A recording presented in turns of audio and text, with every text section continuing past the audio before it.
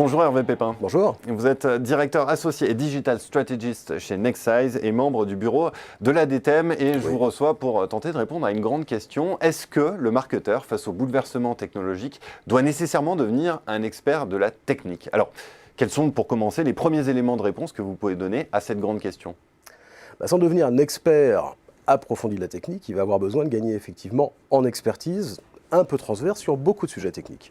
Puisqu'aujourd'hui, les entreprises et leurs marketeurs vont intervenir et agir dans un univers qui s'est fortement digitalisé, avec le web, avec tout ce qui est la marketing data, automation, la data, l'IA demain, venir, etc. demain, aujourd'hui et demain. Donc oui, d'évidence, les marketeurs vont avoir besoin de mieux maîtriser, pour faire leur job basique de marketeur, plusieurs éléments techniques. Sachant que le job basique de marketeur, ce n'est pas exclusivement la vente. La mission du marketing dans l'entreprise, c'est vendre, mais c'est aussi innover. Quels sont les bénéfices qu'en retire le marketeur de cette technicisation de ses compétences?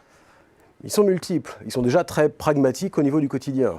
En prenant en main des nouvelles techno et des nouvelles pratiques et des nouveaux usages, il va gagner en productivité, en réactivité, en agilité.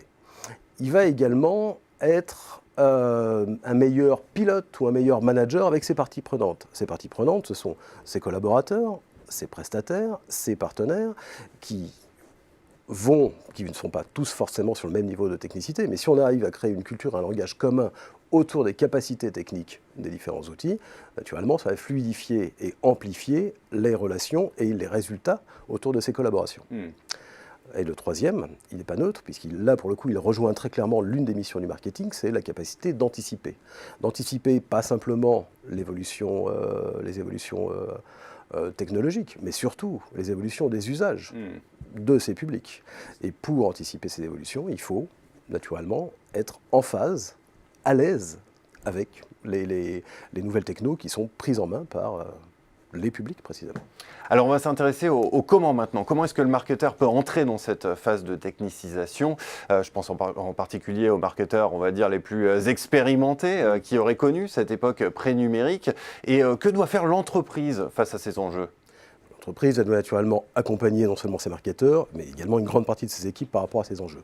Ça va se jouer à mes yeux sur 4 enjeux qui vont jouer sur des sphères différentes. La première, elle est d'évidence culturelle. Il faut travailler sur des aspects qui sont liés à la sortie de la zone de confort et au mindset. C'est très proche d'une démarche de coaching, mais c'est complètement fondateur pour arriver à s'ancrer dans une dynamique de changement. La deuxième, elle va être de nature concurrentielle. Naturellement, un marketeur, son job, ça va être de garder son entreprise performante sur son secteur concurrentiel. Et pour ça, il faut s'ancrer dans une logique de veille assez systématisée, qui n'est pas simplement de la veille techno. Il faut faire de la veille techno, mais il faut également avoir une démarche, là encore systématisée, de veille concurrentielle. La troisième va être liée basiquement, même si c'est loin d'être basique, à un process de formation. Il va falloir se former non simplement aux nouveaux outils, mais également aux nouvelles pratiques. Et ça de manière continue, donc avec plutôt des modules courts qui permettent d'absorber comme une éponge en continu les nouveaux savoir-faire. Et le quatrième levier, il est de nature organisationnelle. C'est peut-être le plus compliqué, c'est-à-dire c'est clairement désiloter les différents métiers de l'entreprise et les amener à mieux collaborer ensemble. Plutôt que faire exploser un organigramme, la voie la plus courte en la matière, c'est clairement de commencer à travailler en mode projet, avec des méthodes agiles, en mettant une forte dose de collaboratif et en faisant travailler ensemble des métiers connexes mais différents. Dernière question, à quel risque s'expose-t-on si on ne s'empare pas de ces sujets techniques? Pardonnez-moi. Il y a d'abord le risque auquel son entreprise elle-même va s'exposer, c'est-à-dire c'est un risque de performance concurrentielle, donc à terme c'est un risque de survie. À terme, à moyen terme, 5, 10 ans, qu'importe. C'est clairement pour l'entreprise un risque de survie si elle n'arrive pas à prendre en main ces aspects techno pour être affûté au niveau concurrentiel. Pour l'individu, naturellement, c'est clairement un enjeu de carrière, un enjeu d'employabilité. Si on reste sur des savoir-faire datés et qu'on est défaillant sur la pratique de ces nouveaux usages et de ces nouveaux outils, c'est clairement la carrière qui, à terme, va être en jeu. Une fois qu'on a dit ça, on peut dire que c'est affreusement anxiogène. Effectivement. N'est-ce pas? Mais ce défi est imposé. il est imposé par l'évolution techno, il est imposé par des acteurs, il est imposé par une partie de ses concurrents.